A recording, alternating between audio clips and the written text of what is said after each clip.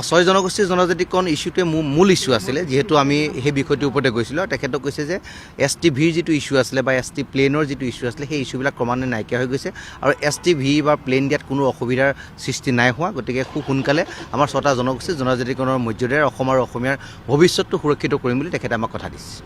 এই কথা বতৰাবিলাক নিৰ্বাচনকেন্দ্ৰিক কথা নহয়, এইটো এটা জাতীয় ইস্যু। গতিকে জাতীয় ইস্যুটো পূৰণ হওঁতে কেইদিনমান দেৰি লাগিব পাৰে, তাত কোনো কথা নাই, কিন্তু আমাক এটা আশ্বাস দিছে যে আমি নিশ্চিতভাৱে আমি এই যিটো বিষয় সেই বিষয়টো ফলপ্ৰসূ কৰি আমি প্ৰচেষ্টা হাতত ল'ম আৰু অসমৰ ছটা জনগোষ্ঠীৰ যিটো ন্যায্য দাবী সেই দাবী কেৱল ছটা জনগোষ্ঠীৰ দাবী নহয়, অসম আৰু অসমীয়াৰ ভৱিষ্যত সুৰক্ষা কৰা এটা দাবী।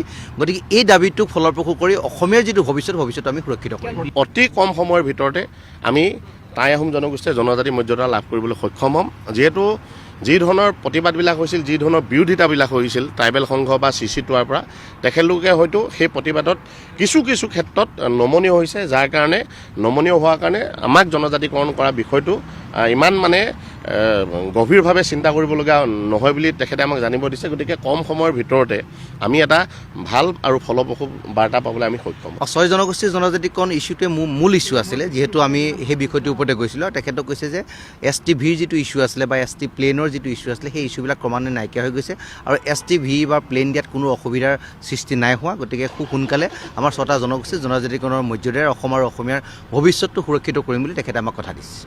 এই কথা বতৰাবিলাক নিৰ্বাচনকেন্দ্ৰিক কথা নহয়, এইটো এটা জাতীয় ইস্যু। গতিকে জাতীয় ইস্যুটো পূৰণ হওঁতে কেইদিনমান দেৰি লাগিব পাৰে, তাত কোনো কথা নাই, কিন্তু আমাক এটা আশ্বাস দিছে যে আমি নিশ্চিতভাৱে আমি এই যিটো বিষয় সেই বিষয়টো ফলপ্ৰসূ কৰি আমি প্ৰচেষ্টা হাতত ল'ম আৰু অসমৰ ছটা জনগোষ্ঠীৰ যিটো ন্যায্য দাবী সেই দাবী কেৱল ছটা জনগোষ্ঠীৰ দাবী নহয়, অসম আৰু অসমীয়াৰ ভৱিষ্যত সুৰক্ষা কৰা এটা দাবী।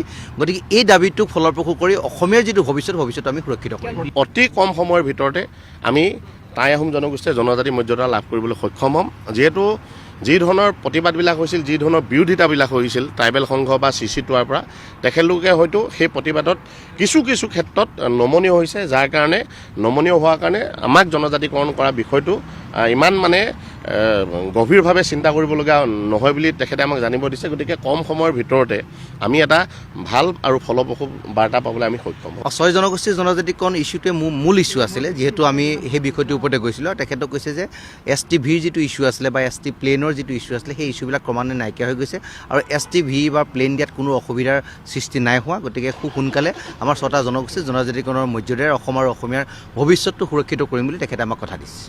এই কথা বতৰাবিলাক নিৰ্বাচনকেন্দ্ৰিক কথা নহয়, এইটো এটা জাতীয় ইস্যু। গতিকে জাতীয় ইস্যুটো পূৰণ হওঁতে কেইদিনমান দেৰি লাগিব পাৰে, তাত কোনো কথা নাই, কিন্তু আমাক এটা আশ্বাস দিছে যে আমি নিশ্চিতভাৱে আমি এই যিটো বিষয় সেই বিষয়টো ফলপ্ৰসূ কৰি আমি প্ৰচেষ্টা হাতত ল'ম আৰু অসমৰ ছটা জনগোষ্ঠীৰ যিটো ন্যায্য দাবী সেই দাবী কেৱল ছটা জনগোষ্ঠীৰ দাবী নহয়, অসম আৰু অসমীয়াৰ ভৱিষ্যত সুৰক্ষা কৰা এটা দাবী।